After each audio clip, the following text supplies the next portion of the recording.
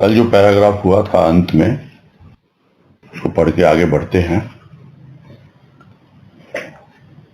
इसमें कहा राजमा ने कि संसार के प्रति नकारात्मक दृष्टिकोण अथवा पूर्णतया संसारोन्मुख दृष्टिकोण दोनों ही बाधक मानसिक विकास में। जड़ वस्तु का आकर्षण, अनुराग चेतन स्वरूप को विस्मृत करता। और यही भाव लिया गया था कि ज्यादातर देखा गया है जो लोग अपने आप को धार्मिक कहते हैं या धर्म के ऊपर ज्यादा विश्वास रखते हैं, तो वो संसार के जितने भी लोग हैं जो घर संसार में व्यस्त हैं या वही जीवन जी रहे हैं, उनको एक अलग दृष्टि से देखते हैं। उनको समय समय पर उनकी आलोचना भी करते हैं, उनकी भर्त्सना भी करते हैं और उनके प्रति एक नकारात्मक दृष्टिकोण रखते हैं। तो यह उनके मानसिक विकास में बाधक होता है, वो यह समझ नहीं पाते हैं। तो यह तो एक प्रकार के ऐसे लोग हैं जो तथाकथित धार्मिक हैं, किंतु उनका धर्म ऊपर से ही ओढ़ा हुआ है, वो भीतर प्रवेश नहीं किया, उनका मानसिक कुछ भी विकास नहीं हुआ, कुछ भी इनर डेवलपमेंट नहीं हुआ उनका। और दूसरी ओर ऐसे लोग हैं जो पूरी तरह संसार में ही रमे हुए हैं। तो ये जो दृष्टिकोण है, भाई यही सब कुछ है, इसी में लगे रहना है, तो ऐसे लोगों का भी मानसिक विकास नहीं होता है। तो दोनों प्रकार के लोग, यानी दोनों एक तरह से एक्सट्रीम्स हैं, किंतु जो वास्तव में समर्पित भक्त है, जो अपने प्रभु के प्रति कुछ इस तरह से भाव रखता है कि पूरी सृष्टि में वही व्यापक है और प्रत्येक वस्तु पर उसी का भाव, उसी का प्रेम वही अंकित है, जो पिछले पैराग्राफ में सब बातें बताई, तो वो संसार से मुंह नहीं मोड़ता। संसार में रहकर न तो संसार के प्रति कोई नकारात्मक दृष्टिकोण रखता है, जिसको कहते हैं निगेटिव एटीट्यूड, और न ही पूरी तरह से संसार में डूब जाता है, क्योंकि उसको पता है कि दोनों ही बाधक है उसके मानसिक विकास में। किंतु यदि उसके बावजूद भी किसी के भीतर जो जड़ वस्तु है उसका आकर्षण है, उसका अनुराग है, जड़ वस्तु क्या है? जिसमें चेतन का जरा भी स्वरूप प्रकट ही नहीं होता, जिसको कहते हैं जो बिल्कुल सारहीन है, जो बिल्कुल थोथा है, उसके प्रति आपका आकर्षण है। ऊपर से बड़ा सुंदर दिखलाई दे रहा है, किंतु भीतर कोई सार है नहीं। तो ऐसी वस्तुओं के प्रति, ऐसे विचारों के प्रति, ऐसे लोगों के प्रति यदि किसी के भीतर आकर्षण है, उस ओर खींचे चले जाते हैं, या ऐसे लोगों के प्रति अनुराग है जो वास्तव में जड़ वस्तु का प्रयोग करते करते स्वयं भी जड़वत जीवन व्यतीत करते हैं और जड़वत ही हो गए हैं, ये सब बातें बताई हैं पहले। तो उनके प्रति जो होगा तो उससे अपने आप ही जो भी आपके भीतर चेतन स्वरूप है, वो जो परमात्मा, उसकी ओर ध्यान जाएगा ही नहीं, वो भूल में पड़ जाएगा। तो इसका इतना ही सार है कि हमें तो मध्यम मार्ग अपनाना है, कोई हमें अतिवादी नहीं होना, एक्सट्रीमिस्ट नहीं होना, और साथ ही साथ हमारा हमेशा ध्यान रहे कि हमें जितना भी थोड़ा बहुत आकर्षण है जड़ वस्तुओं का, भौतिक वस्तुओं का, उसके प्रति वो कम हो, और वो कम अपने आप हो जाता है जब प्रभु के प्रति आकर्षण होने लगता है, जब प्रभु से अनुराग होने लगता है। यानी वो जो चैतन्य स्वरूप परमात्मा जो सद्गुरु बनकर हमारे जीवन में आया है, जब उसके प्रति अनुराग होने लगता है और हमारा आकर्षण बना रहता है, तो अपने आप ही जो जड़ वस्तु है उसके प्रति हमारा अनुराग और आकर्षण कम होने लगता है और एक समय पाके खत्म ही हो जाता है।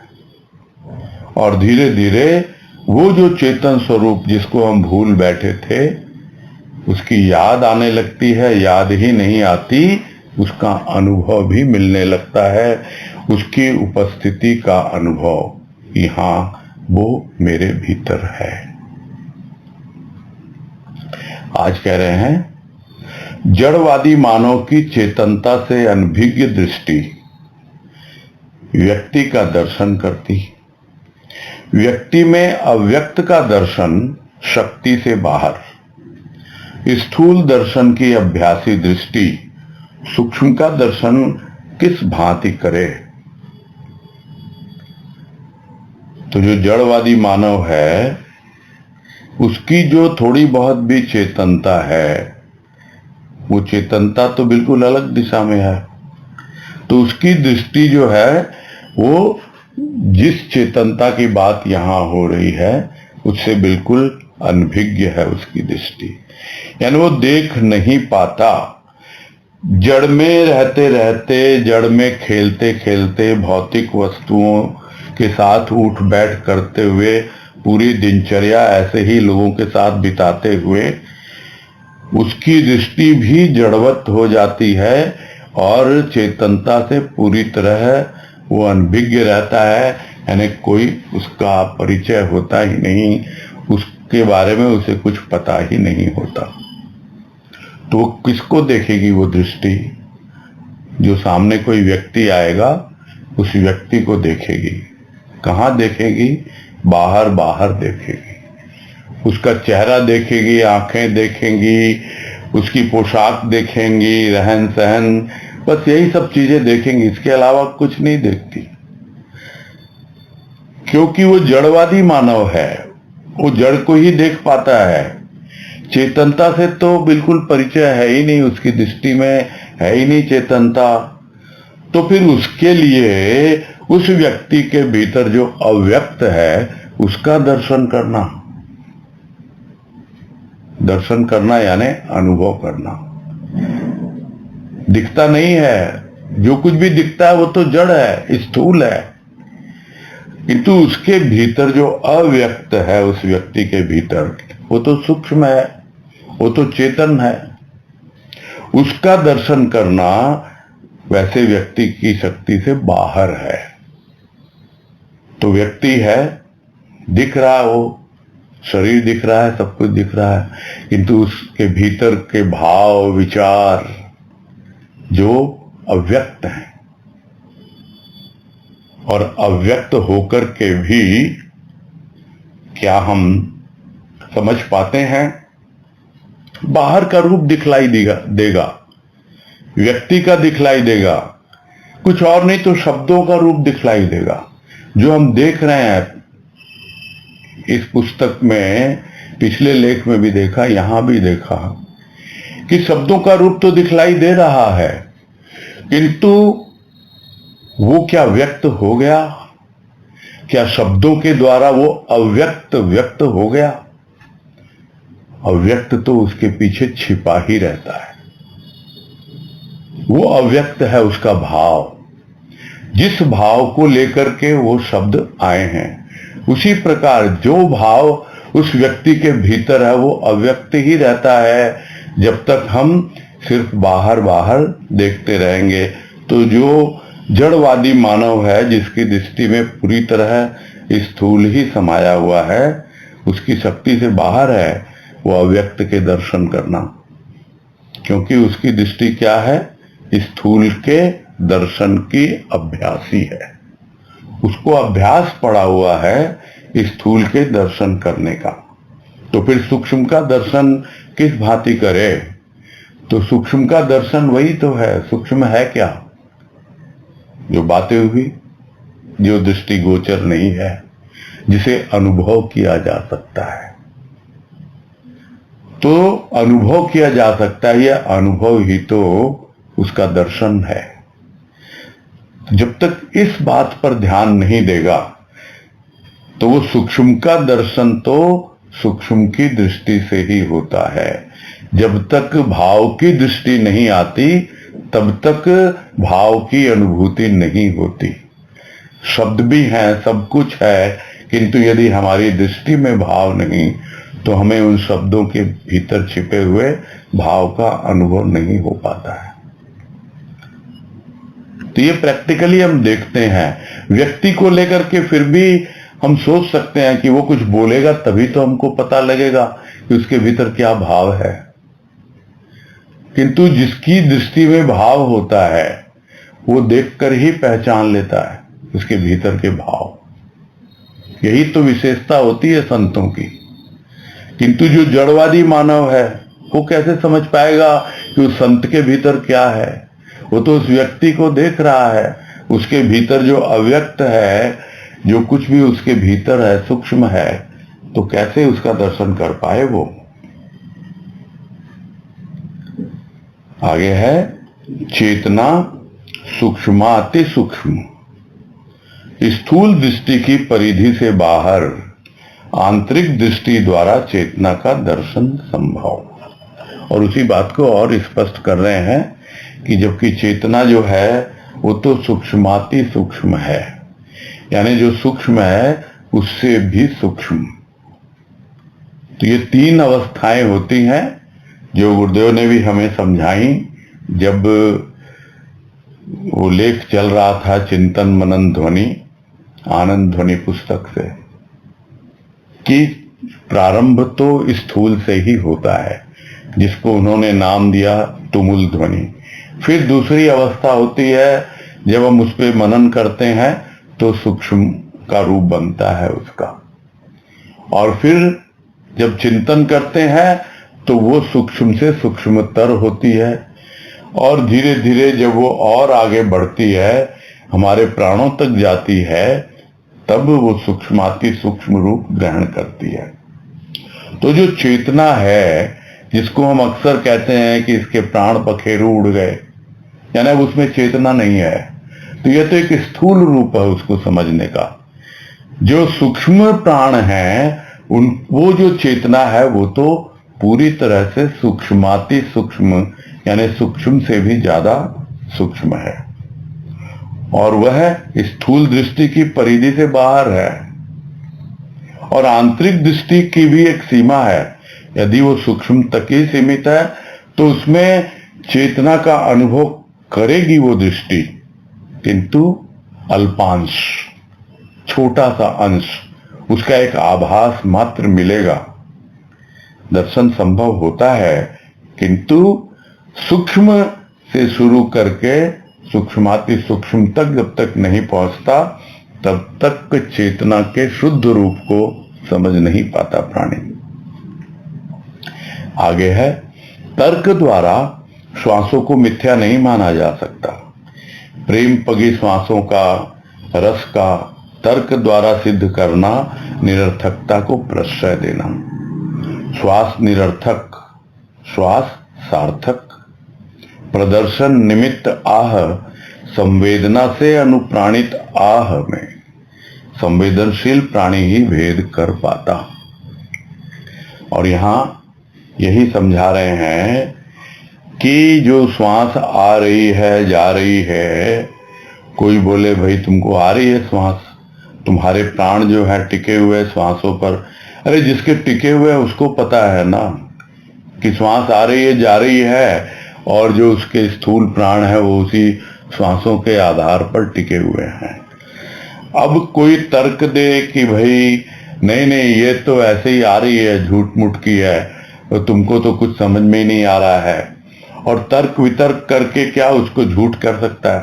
जो श्वास ले रहा है उसको तो पता है मैं श्वास ले रहा हूं। जो श्वास ले रहा है और उन श्वासों में उसे वो प्रेम की भाव की अनुभूति हो रही है, उसका रस उसे मिल रहा है। और कोई बोले तुम मुझे भी करके दिखाओ, तब तो मैं जानूं, और तर्क वितर्क करने लगे उस बात के लिए, और फिर आप भी तर्क के द्वारा सिद्ध करने में लग जाओ, तो यह तो बिल्कुल निरर्थक प्रयास होगा। इस तरह तर्क वितर्क में उलझना बिल्कुल निरर्थक है, बेकार है, कोई अर्थ नहीं रखता। जिसको अनुभव है, वो कह सकता है कि मुझे अनुभव हो रहा है, ये मेरी श्वासों में आ रही है, जा रही है श्वासें, और वो प्रेम से पगी हुई हैं, उनमें रस की अनुभूति मुझे हो रही है, प्रेम है, भाव है, सब कुछ है। तभी तो पता लगता है ये श्वासें बनी तेरे भावों का झूला, सिवा प्रेम के मैं सभी कुछ हूं भूला। यही तो अवस्था होने लगती है भक्त की, जो भजन की पंक्तियां याद आ रही हैं। भावों का झूला बन गई ये सांसें, और प्रेम के सिवा सब कुछ भूला। तो तेरी याद से अब कहां तक निभाएं? एक अवस्था थी जब तुम्हें याद करते थे, और तुम अपनी उपस्थिति प्रेम और भाव के द्वारा देते थे, हाँ मैं हूं। अब याद करने की जरूरत नहीं पड़ती, क्योंकि वो प्रेम और भाव की अनुभूति श्वासों में होने लग गई। तो क्या कोई उसे सिद्ध करके दिखला सकता है तर्क वितर्क के द्वारा? ये तो निरर्थक प्रयास कहलाएगा। तो श्वास तो दो प्रकार की है, एक सार्थक है और एक निरर्थक है। अब उदाहरण लिया है राजमा ने कि आह, कोई बोलता आह, तो वो प्रदर्शन के निमित्त है। भाई किसी को कोई तकलीफ हो गई, वो अपना दुखड़ा रो रहा है, और आप उसके साथ में संवेदना प्रदर्शित कर रहे हो, अपनी सिंपैथी दिखा रहे हो, ओहो आपके साथ हुआ, हाँ हाँ हाँ, तो क्या है ये क्या प्रदर्शन के निमित्त है, और या फिर संवेदना से अनुप्राणित है? यानी उसकी संवेदना है आपके साथ, आपको उसके साथ वेदना हो रही है, कष्ट हो रहा है, और वो जो संवेदना, वो सिंपैथी जो है वो आपके भीतर से आ रही है, उससे प्रेरित है, उससे प्रेरणा मिल रही है, उससे अनुप्राणित है। यानी आप अपने प्राणों की गहराई में उस संवेदना को अनुभव कर रहे हो, और वहां से वो प्रेरणा निकल रही है और आपकी आह आ रही है। तो एक प्रदर्शन के निमित्त आह है, और दूसरी संवेदना से अनुप्राणित आह है। तो दोनों में अंतर कौन समझ पाएगा? वही समझ पाएगा जो संवेदनशील हो, जिसे संवेदना है ही नहीं। संवेदना क्या है? सेंसिटिविटी। बहुत जल्दी सेंसिटिव भी हो जाते हैं कुछ लोग, संवेदनशील जो होते हैं, थोड़ी सी बात से बहुत जल्दी सेंसिटिव हो जाते हैं। होना चाहिए। यहां उदाहरण सिर्फ आह का है कि यदि हमें फील हुआ, गहराई में हुआ, और उससे अनुप्राणित होकर के हमारे मुंह से आह निकल रही है, तो उसको सामने वाला यदि वो संवेदनशील होगा तभी समझ पाएगा। नहीं तो जो आह करके जो एक्टिंग कर रहे हैं, प्रदर्शन कर रहे हैं, उनमें और उनमें वो भेद कर नहीं पाएगा, अंतर समझ नहीं पाएगा। तो यह तो संवेदनशील प्राणी ही, यानी जो जैसा होता है, जब उसके सामने वैसी बातें आती हैं तभी वो समझ पाता है। यदि भाव की बातें हो रही हैं, यदि हमें भाव की अनुभूति नहीं हुई हो, तो फिर वो बातें समझ में नहीं आएंगी। यदि भक्ति की बातें हो रही हैं, और यदि हमारी भक्ति ही नहीं है, तो कितनी बातें सब सुनी सुनाई होंगी, हमको छुएंगे नहीं। हम भी आह कर लेंगे, वाह कर लेंगे, सब कुछ कर लेंगे, किंतु गहराई में नहीं जाएगी, वो प्राणों से अनुप्राणित नहीं होगी, वहां से प्रेरणा नहीं मिलेगी हमको। उसी प्रकार ज्ञान की बातें हैं। यानी भाव में जो कुछ हम अनुभव कर रहे हैं, चाहे भक्ति है, ज्ञान है, प्रेम है, कुछ भी है, जब तक सामने वाले को उसका अनुभव नहीं है, उसकी संवेदनशीलता उसके प्रति नहीं है, तो फिर उसको समझ में ही नहीं आएगा कि यह क्या है। जिसको गुरुदेव कहते हैं, एक ज्ञान होता है पुस्तकीय ज्ञान और एक ज्ञान होता है अनुभवजन्य ज्ञान। तो पुस्तकीय ज्ञान और अनुभवजन्य ज्ञान, बस यही अंतर है जो यहां समझाना चाह रहे हैं। जिसने पुस्तकें पढ़ ली है वो प्रदर्शन करेगा, उसका दिखाएगा पांडित्य प्रदर्शन, किंतु वास्तव में जिसके भीतर वो अनुभव उसको मिल चुका है उस ज्ञान का, वो उसका प्रदर्शन नहीं करेगा।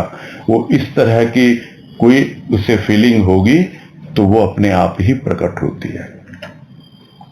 आगे है, चेतना का परिचय चैतन्य द्वारा।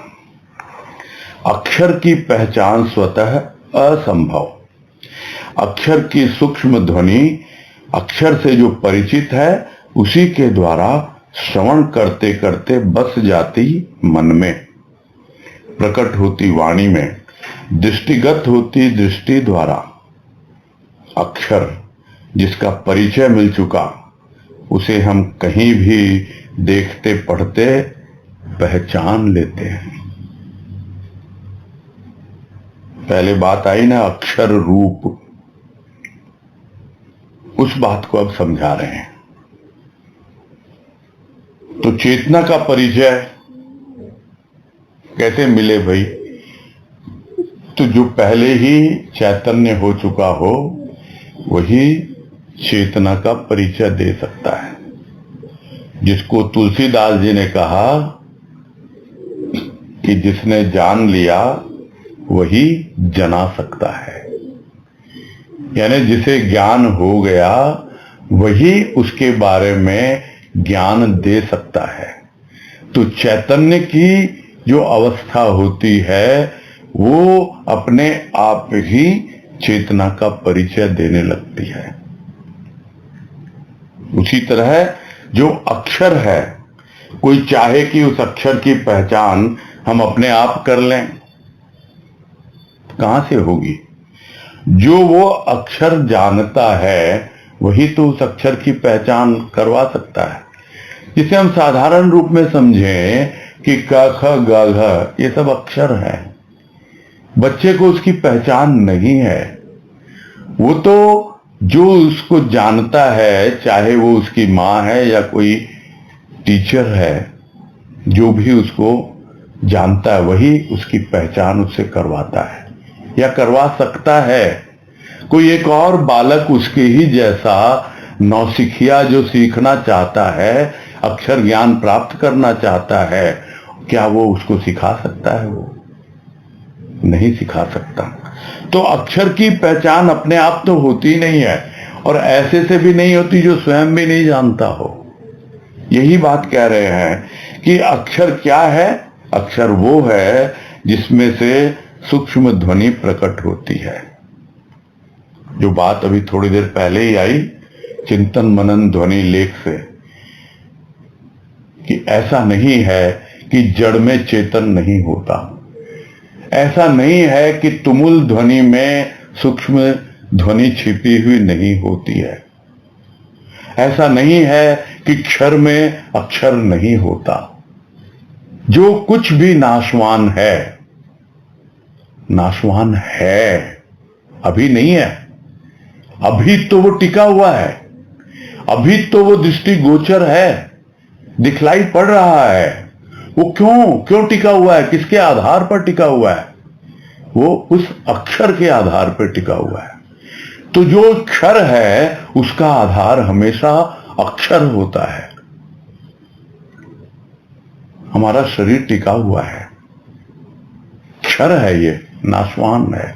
किसके आधार पर टिका हुआ है? वो जो अक्षर है, वो जो आत्मा है, उसके आधार पर टिका हुआ है। इसलिए एकदम स्पष्ट हो जाता है कि जो कुछ भी हमें दिखलाई दे रहा है वो सब कुछ इसलिए टिका हुआ है क्योंकि उसमें ऐसा है जो अक्षर है, जो नष्ट नहीं होता, उसके आधार पर। और उसी को साधारण भाषा में कहा जाता है कि कण कण में भगवान। वो भगवान, वो अक्षर है, उसका कभी नाश नहीं होता। वो कण कण में है, इसीलिए वो कण टिका हुआ है। भले ही वो कण नाशवान है, जब तक उसमें वो भगवान है। तो क्या बाद में वो कण मिट जाएगा? नहीं। जिसे हम क्षर कहते हैं वो पूरी तरह मिटता नहीं है, उसका रूपांतर हो जाता है, यानी रूप बदल जाता है। तो जो अक्षर रूप है उसका रूप कभी नहीं बदलता, बाकी जो क्षर है उसका रूप परिवर्तित होता रहता है। तो अक्षर के साथ सूक्ष्म ध्वनि जुड़ी हुई है। तो उस जड़ में जो तुमुल ध्वनि है उसमें सूक्ष्म का अंश होता ही होता है, उस क्षर में अक्षर का अंश होता ही है। तो अक्षर से जो परिचित है उसी के द्वारा श्रवण करते करते वो सूक्ष्म ध्वनि बस जाती है मन में। वो अक्षर की जो सूक्ष्म ध्वनि है बसती है। फिर वही बात सूक्ष्म से सूक्ष्मतर और सूक्ष्मतम तक पहुंचती है और अंत में पूर्ण रूप से शुद्ध चैतन्य या शुद्ध चेतन अवस्था तक पहुंचा देती है वो अक्षर की सूक्ष्म ध्वनि। और वो प्रकट कहां से होती है? होती है वाणी में। और दिखती कहां है? दिखती है इन आंखों से। यानी दोनों रूप है तो बाहर के ही। जिसे परिचित है जो अक्षर से, वो जब बोलता है उसकी वाणी से प्रकट होती है वो सूक्ष्म ध्वनि। संत की वाणी से प्रकट होती है वो सूक्ष्म ध्वनि और दिखता है संत एक रूप में, अपनी दृष्टि के द्वारा दिखलाई पड़ता है। तो ये दोनों हमारी ज्ञानेंद्रियां, आंख देख पाती है उसको और हमारे कान सुन पाते हैं उसको, श्रवण कर पाते हैं उसको। और जब वो श्रवण बड़े ध्यानपूर्वक होता है और उसमें से जो सार हम ग्रहण करते हैं तब धीरे धीरे वो बसती है मन में और फिर मन उस पर मनन करता है। ये सब कोई नई बातें नहीं है, ये सब बातें हम लोग पहले गुरुदेव के उस लेख में समझ चुके हैं और उसको यहां राजमा दूसरे ढंग से समझा रहे हैं। बात वही की वही है। तो अक्षर क्या है? जिसका परिचय मिल चुका हो पहले। तो जैसे वर्णमाला के अक्षर हैं, उसका यदि हमें परिचय मिल चुका है तो हम कहीं भी देखें, पढ़ें, हम तो पहचान ही लेंगे ना कि ये क है, ये ख है, ये ऐसा है। वैसे ही वो जो अक्षर जो ध्वनि लेके आया है, सूक्ष्म ध्वनि, और धीरे धीरे वो मन में बसती है, फिर मन बुद्धि चित्त अहंकार से होती हुई प्राणों में बस जाती है वो ध्वनि। तब हमको समझ में आएगा कि हाँ भाई, कहीं पर भी हो हम, अपने आप वो हमें अनुभव मिलने लगते हैं, हमें उसकी पहचान होने लगती है। आगे है अक्षर का ज्ञान अक्षर के ज्ञाता द्वारा। अक्षर का रहस्य क्षर के रहस्य को प्रकट करता। अक्षर ज्ञान के अभाव में शिशुवत निरर्थक लकीरें बनाने का प्रयास रीति, आचरण शिशुवत, आग्रह प्रौढ़ के समान। अस्पष्ट लकीरों को अक्षर मान संतुष्ट होता जो, वह रूढ़ी का प्रवर्तक, रूढ़ीवादी, अनजान से सदा ही अज्ञेय रहता। भाषा पे मत जाइए, भाव को पकड़िए। इतना सुंदर भाव इसमें राजमा ने प्रकट किया है और वो यही है कि जिस प्रकार अक्षर का ज्ञान किससे होता है, अक्षर के ज्ञाता के द्वारा। जो बात पहले भी आई, वही तो क ख ग सिखाएगा जो क ख ग जानता है लिखना पढ़ना। उसी तरह जो अक्षर है रूप, उस अक्षर जो चेतन का रूप है, उस चेतना का चैतन्य रूप है जो, वो अक्षर, उसका रहस्य कौन बतलाएगा? उसका रहस्य आएगा जैसे जैसे अक्षर का रहस्य प्रकट होता है, वैसे वैसे क्षर का रहस्य भी प्रकट होने लगता है। पहले तो सुनी हुई बात रहती है, खाली हाथ आया है, खाली हाथ जाना है। किंतु जब तक भीतर से पूरा खाली नहीं हो जाता, तब तक इस बात की सार्थकता को समझता नहीं है। और पूरी तरह भीतर से खाली हो जाने का तात्पर्य क्या? कि हमारा अंतःकरण इतना व्यापक हो गया, आकाश की तरह जैसे खाली हो। अब उसमें जो अक्षर है, जो असीमित है, जो अनंत है, वो समाने के लिए हमेशा तैयार बैठा है, बिल्कुल बैठा रहता है। क्यों? क्योंकि खाली तो कुछ रह ही नहीं सकता।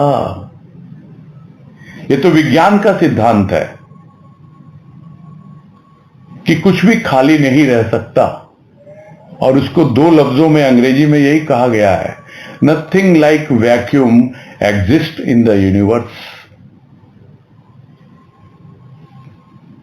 तो है नहीं ऐसा कुछ भी जिसे हम खाली समझते हैं इस आकाश को, वहां पर भी है बहुत कुछ। वही है अक्षर का रहस्य। तो वो जो अक्षर का रहस्य जब समझ में आने लगता है, तो फिर क्षर के रहस्य को भी हम समझने लगते हैं कि क्या नाशवान है, क्या नष्ट होता है। नष्ट क्या होता है? कुछ भी नष्ट नहीं होता। यही रहस्य है जो अभी थोड़ी देर पहले बात हुई। रहस्य यही है कि उसका रूपांतर होता है, रूप बदल जाता है। अब एक है अक्षर ज्ञान। तो उस अक्षर ज्ञान को जब तक कोई जो जानने वाला वो बता न दे, तब तक क्या होगा? उस अक्षर ज्ञान के अभाव में बच्चे को हम देखते हैं, पकड़ा देते हैं स्लेट और चौक, हाँ भाई लिखो इससे। तो क्या करता है वो निरर्थक लकीरें खींचता रहता है, आड़ी टेढ़ी इधर उधर। तो अक्षर का ज्ञान प्राप्त करने चले हैं हम। और यदि कोई हमें सिखाने वाला नहीं, बतलाने वाला नहीं, जो अक्षर का ज्ञाता हो, तो फिर यह तो शिशुवत निरर्थक लकीरें खींच रहे हैं हम, आड़ी टेढ़ी लकीरें खींच रहे हैं, कुछ ज्ञान नहीं मिलता उससे। और हमारा आचरण क्या होता है फिर?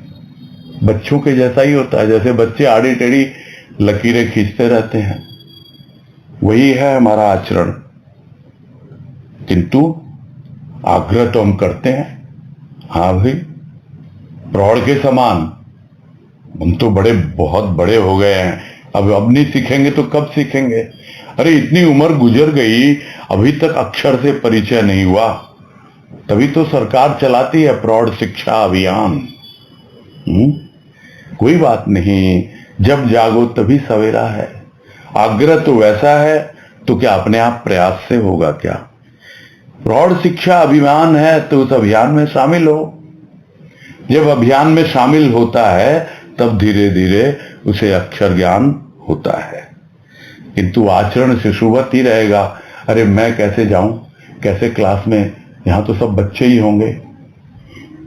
अभी कुछ दिनों पहले एक मूवी देखी थी, वो माँ बच्चे को पढ़ाना चाहती है और बच्ची जो है पढ़ने को तैयार नहीं है। अंत में वो खुद जाके क्लास में बैठती है, एडमिशन लेती है। ऐसे ही करता है वो हमारा सदगुरु। अरे बच्चा पढ़ना ही नहीं चाहता, अक्षर ज्ञान लेना ही नहीं चाहता, चलो मैं बैठती हूं इसके साथ, फिर देखती हूं कैसे ये सीखती है या नहीं सीखती है। आचरण हमारा शिशुवत रहता है, कुछ पढ़ना चाहते नहीं, कुछ जानना चाहते नहीं और आग्रह करेंगे, अरे हमको तो मिल जाए सब कुछ।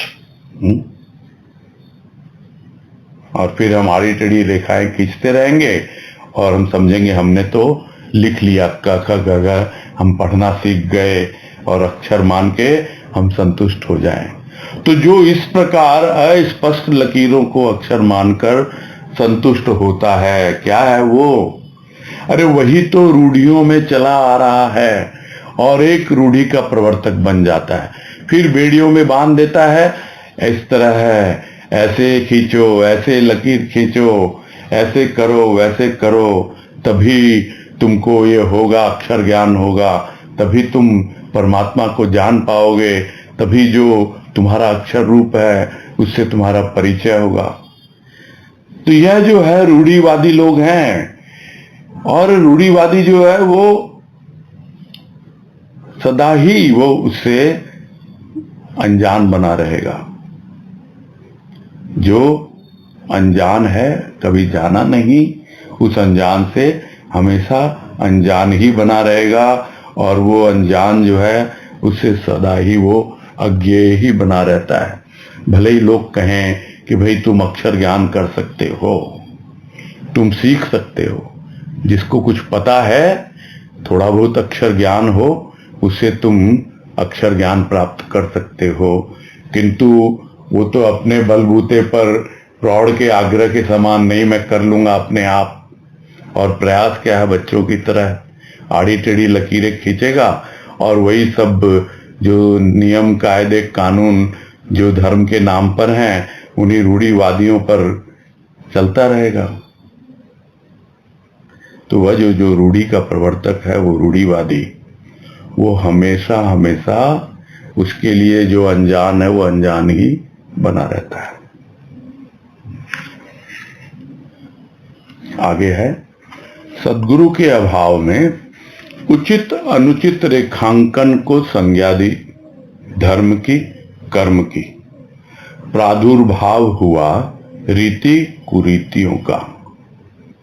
और उसी बात को और अच्छे से समझा दिया कि जब तक सद्गुरु जीवन में नहीं आया तब तक क्या हुआ, जो भी उचित अनुचित जैसे लाइनें खींच रहे हैं, आड़ी टेढ़ी रेखाएं खींच रहे हैं, और उसको हमने संज्ञा दे दी, हम ये धर्म को मान के चल रहे हैं, हम ये कर्म कर रहे हैं और उसी में हम लगे हुए हैं, तो उससे क्या हमें मिला? उसी से तो प्रादुर्भाव हुआ ना रीति का कुरीतियों का, कि रीति रिवाज है, ये ऐसे करो वैसे करो, हमारे यहाँ तो ये रीति है, इस धर्म की ये रीति है, इसके ये रिवाज हैं, और नहीं तो फिर बोलेंगे ये नहीं कर रहे हो तो ये तो कुरीति है, गलत दिशा में जा रहे हो। तो इन सब का प्रादुर्भाव किसके कारण हुआ? क्योंकि उसके जीवन में कोई उसे अक्षर ज्ञान कराने वाला कोई सद्गुरु वो नहीं मिला। तो सद्गुरु के अभाव में उल्टी सीधी लाइनें खींचता रहा और उसको धर्म और कर्म का नाम देता रहा। अक्षर का ज्ञाता भेद जानता, क्षर का अक्षर का, क्षर में दर्शन पाता अक्षर का, प्रयास के समय लकीरें, अभ्यास अनवरत, अभ्यास पश्चात अनायास दर्शन, अनायास वचन, अनायास कर्म करता है। और ये पढ़कर इतना प्रोत्साहन मिल रहा होगा, कितना इंकरेजमेंट मिल रहा है इन 2-3 लाइनों में, कि जो अक्षर का ज्ञाता है, हम यदि सद्गुरु जो अक्षर का ज्ञाता उसके संपर्क में आ गए, उसके सानिध्य में आ गए, तो ज्ञाता है, अक्षर का ज्ञाता है, वो तो भेद जानता है, सबका भेद जानता। वो भेद यानी रहस्य, भेद यानी अंतर, क्या अंतर है क्षर में और अक्षर में वो जानता है, क्षर का क्या रहस्य है, अक्षर का क्या रहस्य है, वो भी सब जानता है। यहां तक कि वो क्षर में दर्शन पाता अक्षर का, अब वो सिखाता है।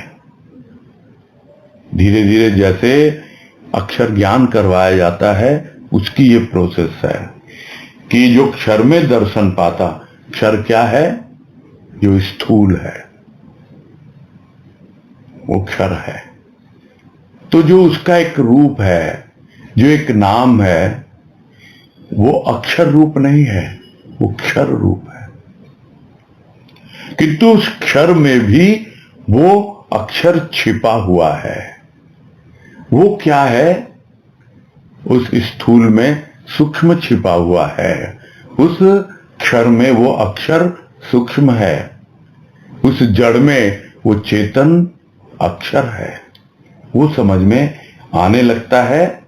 अब लाइनें खींचना सीख रहा है, तो प्रयास कर रहा है। वो जब प्रयास करता है तो वो लकीरें ही लगती हैं, आड़ी टेढ़ी लकीरें।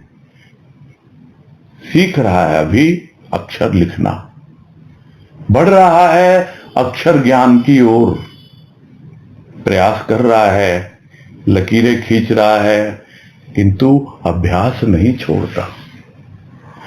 अनवरत अभ्यास में लगा रहता है, निरंतर मनन चिंतन में लगा रहता है, श्रवण मनन निधि ध्यासन उसमें लगा रहता है, छोड़ता नहीं। अनवरत अभ्यास उसका। और अभ्यास के पश्चात अनायास, अनायास दर्शन, अपने आप ही अचानक, न जाने कब, कहां, किस रूप में, कैसे वो अक्षर अपना दर्शन दे जाता है, यानी अपनी अनुभूति दे जाता है। और अनायास वचन, अनायास कर्म। अब जो उसको अनुभूति मिल गई दर्शन में, उसी अनुभूति को वो अपनी वाणी से प्रकट करता है, अनायास करता है।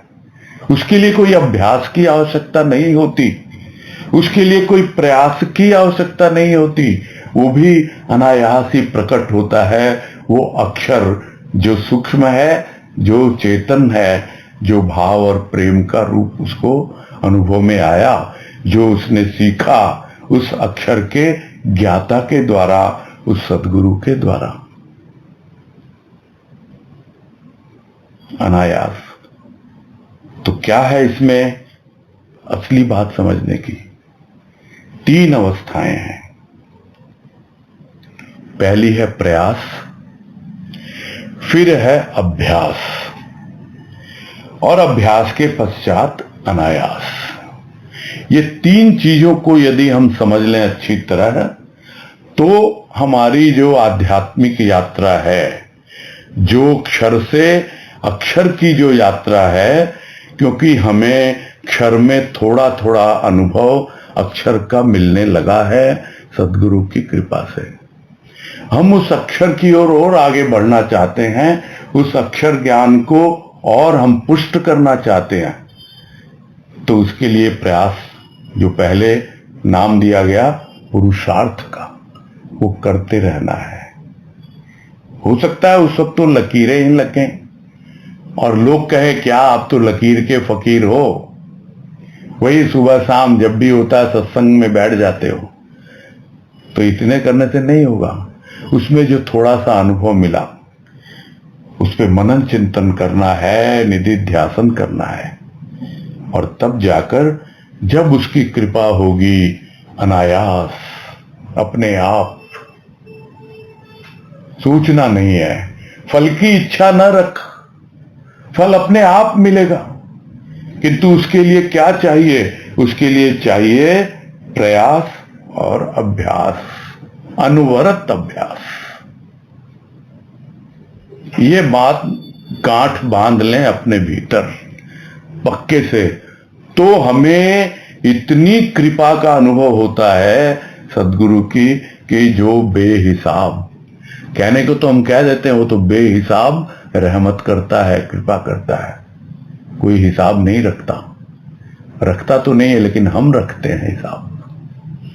अरे अभी तो पूरी सी कृपा मिली ही नहीं, तो तुम तो प्रयास करो, तुम तो अनवरत अभ्यास करो, तब देखो अनायास बिल्कुल समझ में आने लगता है। आगे है जीवन क्षर यदि अल्प पर संतुष्ट, जीवन अक्षर यदि असंतुष्ट क्षर से। असंतोषी संतोष के निमित्त सचेष्ट, चेष्टा द्वारा प्राप्त कुंजी सफलता की। और यह जो बात बतला रहे हैं, यह क्या होता है, अनवरत अभ्यास को और इलेबोरेट कर रहे हैं और अच्छे से एक्सप्लेन कर रहे हैं कि अनवरत अभ्यास की आवश्यकता क्यों है। क्योंकि जीवन हम जी रहे हैं, और यदि थोड़े से में ही हम संतुष्ट हो जाएंगे तो फिर यह जीवन जो है उस अक्षर तक नहीं पहुंच पाएगा। ये भी क्षर हो जाएगा, यह भी नष्ट हो जाएगा। किंतु जीवन नष्ट नहीं होगा, जीवन अक्षर हो जाएगा यदि हम जो कुछ भी मिल रहा है उसको सिर्फ और सिर्फ स्थूल में ही न आंकें। स्थूल ही क्षर है और सूक्ष्म अक्षर है, किंतु वो बढ़ता चला जाए उस चेतन अवस्था तक जो सूक्ष्माति सूक्ष्म है। तब हमें पता लगेगा कि यह जीवन अक्षर है। जैसे जैसे हम क्षर से असंतुष्ट होते हैं कि क्या बहुत दिया ना देने वाले ने, अब तो आंचल में ही नहीं समा रहा, बहुत मांगा, रुपया पैसा धन दौलत यह सब तो क्षर था, किंतु अब उससे संतुष्टि नहीं हो रही है, अब असंतुष्ट है उस क्षर से। तब जीवन हमारा अक्षर की ओर बढ़ता है। यानी उस अक्षर के लिए हमारे भीतर एक आग्रह होता है, एक लालसा होती है, एक उत्कंठा जागती है। तब मालूम पड़ता है कि यह जीवन अब अक्षर की ओर बढ़ रहा है। अब हम असंतुष्ट हैं इस क्षर से, स्थूल से हम संतुष्ट नहीं हो रहे हैं। और जो भी असंतोषी होता है वो उसको कहां से संतोष मिलेगा? उसको तो संतोष मिलेगा जितना अक्षर उसके जीवन में आता जाए वो उसी से संतोष पाता है, और वो उसी के निमित्त सचेष्ट रहता है, उसी की चेष्टा करता रहता है, उसी का प्रयास करता रहता है, आड़ी टेढ़ी लकीरें खींचता है, किंतु फिर भी पता है कि मैं सही दिशा में आगे बढ़ रहा हूं। अभ्यास करता रहता है, अनवरत उसमें लगा रहता है, हमेशा सचेष्ट रहता है, और चेष्टा के द्वारा अब उसे सफलता की कुंजी मिलने लग गई।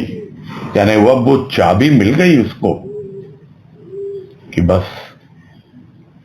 अब तो खोजना है ताला कहां है, कहां कहां ताले लटके हुए हैं, कौन से कोठरी में कहां पर छिपा हुआ है वो अक्षर। और वहीं नहीं, बहुत से बीच में आते हैं।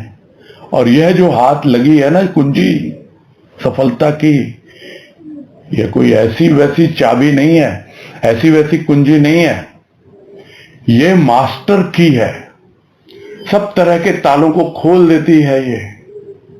तब मालूम पड़ता है कि यह जो अनवरत अभ्यास अपने आप ही खोल देगा दरवाजा। उस दरवाजे को भी मालूम होता है कि भाई इसके पास चाबी है, तो ताला लटकाने से भी कोई फायदा नहीं। वो तो यही कहेगा कि मेरा दरवाजा तो हमेशा खुला है तेरे लिए, तुझे कुंजी मिल गई, अब ताले की आवश्यकता नहीं, बढ़ता चल बढ़ता चल। यही है सफलता की कुंजी। आगे है, अक्षर का परिचय प्राप्त पुरुष अध्ययन करता सृष्टि का। सृष्टि क्या? अक्षरों का समूह, अक्षर में आबद्ध होकर। तो जिसे अक्षर का परिचय प्राप्त हो गया, ऐसा पुरुष अध्ययन करता है प्रकृति का, इस सृष्टि का। यानी जो मिला उसको काम में लेना है, देखने में, सुनने में, क्या सृष्टि है, तो समझ में आ जाता है सृष्टि क्या है। यह तो अक्षरों का समूह है, जो बात पहले भी आई। बिना अक्षर के आधार के यह क्षर में प्रकट हो ही नहीं सकती, तो क्षर में आबद्ध है यह अक्षर। तो यह पूरी सृष्टि अक्षरों का ही समूह है, किंतु क्षर में आबद्ध है। यानी यह जो क्षर है, यह जो स्थूल है, इसी ने इसे आबद्ध कर रखा है। इस आत्मा को इस स्थूल शरीर ने ही आबद्ध कर रखा है, और कुछ हद तक यह सूक्ष्म प्रकृति ने, सूक्ष्म ने आबद्ध कर रखा है। अन्यथा सब कुछ तो ये अक्षर ही अक्षर है, चाहे वो स्थूल प्रकृति, सूक्ष्म प्रकृति, ये सब तो अक्षरों का ही समूह है। प्रकृति के कण कण में वो पुरुष विद्यमान है, और वो जो पुरुष हमारे भीतर बैठा, वो अध्ययन करने लगता है, सीधा अपने आप को देखने लगता है। कहाँ? मन में, बुद्धि में, चित्त में, अहंकार में। और यही है दृष्टा का जागना। वो दृष्टा जो सृष्टा है, उस दृष्टा ने ही सृष्टि की है हमारे अंतःकरण की। अब वो सृष्टा दृष्टा बनकर जब देखता है अपनी अंतः प्रकृति को, अंतःकरण को, तब मालूम पड़ता है कि ये सब तो अक्षरों का ही समूह है। क्षर में आबद्ध है, किंतु यह मन है, बुद्धि है, ये सब स्थूल में खेलते रहे, किंतु ये तो था तो इसके भीतर सूक्ष्म भी, था तो इसके भीतर चेतन भी। समझ में आने लगता है, और उसका जीवन आगे बढ़ता रहता है।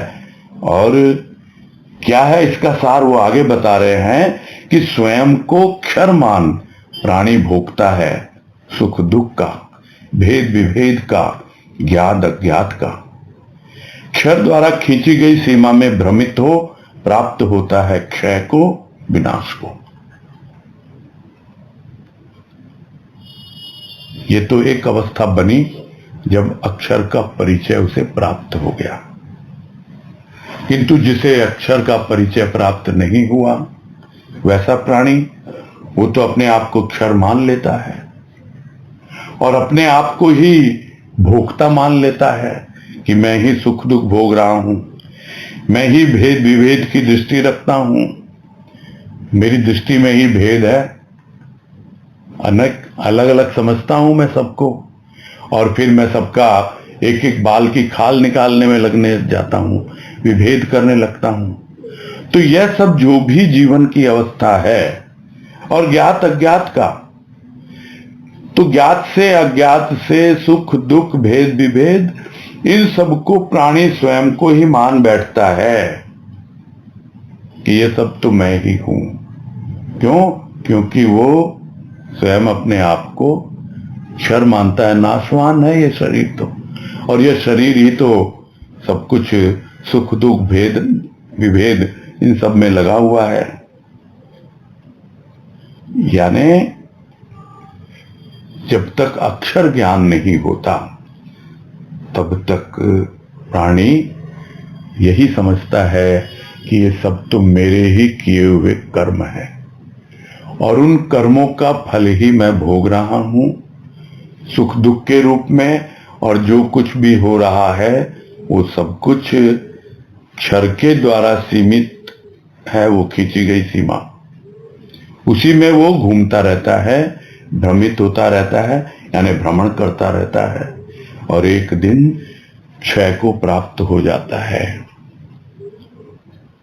ये धीरे धीरे जो पहले बात आई थी क्षय में और क्षर में क्या अंतर, जो क्षर मान लेता है वो उसके जीवन में क्षय होने लगता है। जो ये समझ लेता है कि भाई मैं तो नाशवान हूं, तो अपने आप ही धीरे धीरे क्षय होने लगता है। किंतु जो अक्षर की खोज करता है, उसके लिए प्रयास करता है, अभ्यास करता है अनवरत, और उसे उसका परिचय मिलता है, तब उसको मालूम पड़ता है कि नहीं, मैं तो अक्षर हूं, मैं तो आत्मा हूं, मेरा कभी नाश नहीं होता, मेरा कभी क्षय नहीं होता। शरीर का क्षय होता है, मन बुद्धि का क्षय होता है, किंतु मेरा कभी क्षय नहीं होता। सिर्फ बोलने से नहीं होता, सुनने से भी नहीं होता। लोग बोल देते हैं तुम कौन हो, तुम तो शुद्ध बुद्ध आत्मा हो, तुम तो अक्षर हो। तो क्या तुमने क्या मान लिया अक्षर? और मानने से तो होगा नहीं, ये तो जानने की चीज है, ये तो ज्ञान प्राप्त करने की चीज है। अक्षर ज्ञान है। ये मान लिया, हाँ मुझे ज्ञान है, मानने से ज्ञान नहीं होता है, जानने से ज्ञान होता है। तो यह जो कोई बोल दे कि तुम तो शुद्ध बुद्ध आत्मा हो, बोलने से नहीं होगा, सुनने से भी नहीं होगा, उसका ज्ञान प्राप्त करना है। किंतु उसके पहले उसने तो अपने आप को भोक्ता मान रखा है, सब चीज को मैं ही भोग रहा हूं और मैं नाशवान हूं। जितने दिन ये जीवन है वही भोग भाग के खत्म करना है, और थोड़ा पुण्य कर लें, फिर स्वर्ग मिल जाए, किसी लोक में पहुंच जाएं, चलो अच्छे से सुख भोगेंगे वहां पर। यहाँ तो भाई दुख ही दुख है, कर्मों का फल है। और इस तरह वो एक सीमा रेखा खींच देता है और उसमें ही भ्रमण करता हुआ अंत में अपने शरीर को छोड़ता है। यही एक साधारण प्राणी की अवस्था बनी रहती है। बस यही पूरा करते हैं। नीतू गुप्ता। हरिओम भैया। हाँ हरिओम, बोलिए। हाँ, जैसे अभी बताया कि अक्षर अगर अपन को जानना है या अक्षर का मतलब अपने जीवन में धारण करना है तो अक्षर का साथ पकड़ना पड़ेगा। हम जो कर रहे हैं तो वो तो मतलब सफिशिएंट नहीं है उतना करना। तो आपने बताया कि मतलब अनवरत रहते रहना है। हमें तो ऐसा ऐसा कर रहे हैं, जैसे जागरूकता भी रहती है, लेकिन जितना कर रहे हैं उतना अपने आप में संतुष्टि भी नहीं है। और यही लगता है कि कहीं ना कहीं और कमियां निकल के ऊपर आ रही है। मतलब वही है कि क्या पुरुषार्थ करना, मतलब वही सामने आता है कि जितना इतना करते हैं उतना अपने आप में कमी ही, मतलब अपने आप को छोटा ही महसूस करते हैं कि हमारे अंदर वो चीज सुधर रही है कि और ज्यादा हम उस चीज में अपने आप को सुधार नहीं पा रहे हैं। मतलब यही समझ में आता है कि अक्षर का साथ कैसे पकड़े, मतलब कि व्याकुलता कितनी है तो वही जानता है। बस यही है कि अक्षर का साथ पकड़ना है, किस तरह से उसको पकड़े रहे। मतलब हम तो नहीं पकड़ सकते, वही पकड़ता है। लेकिन वही है ना कि और कमियां निकलती है अपने आप में। मतलब वही लगता है कि अब बहुत कमियां हैं, बहुत कैसे क्या होगा। मतलब नहीं, आपको तो अक्षर को देखना ना, क्षर को थोड़े देखना है। कमियां कोई टिकी थोड़ी रहेंगी, वो तो नाशवान है, नष्ट हो जाएंगी। कमियां तो दूर हो जाएंगी। जैसे जैसे अक्षर आता जाएगा, क्षर जो है वो हटता जाएगा। वही तो बात है, जैसे जैसे प्रकाश आता जाएगा वैसे वैसे अंधकार दूर होता जाएगा। तो ये तो बातें वही सब हैं। हाँ, संतुष्टि नहीं होती है, बिल्कुल सही कह रहे हैं आप। उसके लिए हाँ हमेशा चेष्टा बनाई रखनी पड़ती है। यही समझा रहे हैं यार राजमा। कभी यही लगता है कि अपन कुछ नहीं कर पा रहे हैं कि अपनी मैं नहीं, वो हीन भावना में नहीं जाना है। हाँ, जितना हम कर सकते हैं हम करें, जितना हमारे लिए संभव है उसमें हम जरा सी भी कोताही ना बरतें, ढिलाई ना बरतें, मुस्तैद रहें एकदम। यही तो मतलब ये कहने का, घर बैठे अगर ऐसे तो मतलब अंदर से भीतर से करते हैं, इसी और भी कुछ पुरुषार्थ रहता है। मतलब नहीं, पुरुषार्थ तो ये देखो अपने आप प्रेरणा देता है वो। मेरा तो इतना ही कहना है, अपना अनुभव उसकी कृपा से यही है कि वो आपका आग्रह देखता है, जिसको पहले भी राजमा ने ही कहा कि वो आपकी उत्कंठा जो होगी, यानी उत्कट अभिलाषा आपके भीतर जो एकदम, जिसको हम किस भाषा में बोले, उर्दू में कहेंगे हमारे भीतर वो जुनून होना चाहिए। वो जुनून होगा ना तो अपने आप सब बातें होंगी। ठीक है। हाँ हाँ भैया, हरिओम हरिओम हरिओम। हाँ हाँ, सुनीता जालान। भैया, बस हरिओम भैया। हरिओम, बोलो। ये पूछना था आपने, जैसे लास्ट में भी बोला मन का भी क्षय होता जाता है, तो वो नहीं समझ में आया, मन और बुद्धि का कैसे क्षय होता रहता है? मन और बुद्धि तो क्षय करना ही पड़ेगा। अगर वो खत्म नहीं होगा तो फिर कैसे होगा? फिर आना पड़ेगा। सब कुछ यही छोड़ के जाना है भाई। मन बुद्धि को साथ लेके जाओगे तो फिर आना पड़ेगा। बहुत सिंपल है ये बात। वो तो कई बार सुना होगा आपने। हाँ, वैसे तो समझ में आ गई कि मन में कोई कामना नहीं होनी चाहिए। कुछ मन होना ही नहीं चाहिए, कामना कहाँ, कुछ भी नहीं होना चाहिए। मन बुद्धि चित्त अहंकार कुछ नहीं होना चाहिए। सूक्ष्म भी नहीं होगा, स्थूल भी नहीं होगा। अरे स्थूल तो प्रकृति जबरदस्ती छीन लेती है, किंतु सूक्ष्म हमारे कंट्रोल में होता है ना, वो छोड़ना नहीं चाहते हम। ये परेशानी है, इसीलिए आना पड़ता है बार बार। ठीक है।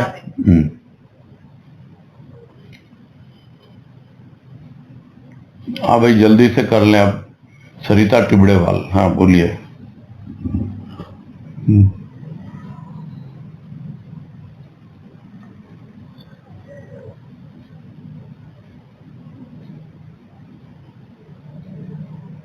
क्या हुआ, अनम्यूट नहीं हो रहा क्या? हो गया है।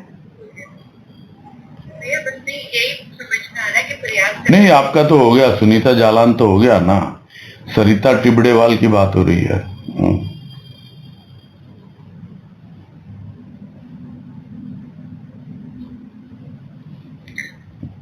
हरिओम, प्रणाम भैया। हाँ हरिओम, बोलिए।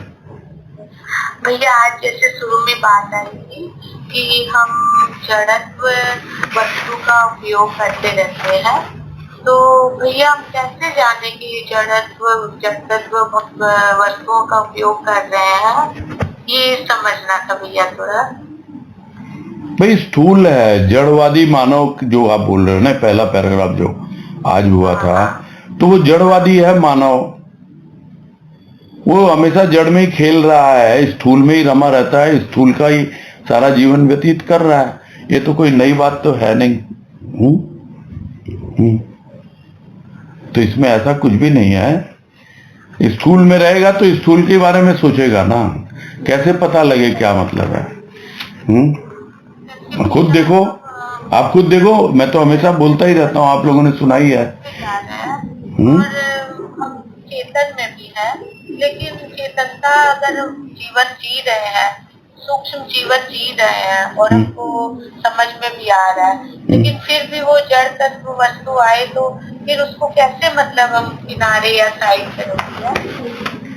नहीं, आपको तो देखो, उसके पहले भी बताया ना राजमा ने कि एक होता है कि आप उसके प्रति नकारात्मक दृष्टिकोण रख रहे हो, वो भी नहीं चलेगा, वो नहीं चलेगा।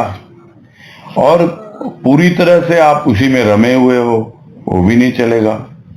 दोनों ही बाधक होते हैं मानसिक विकास में।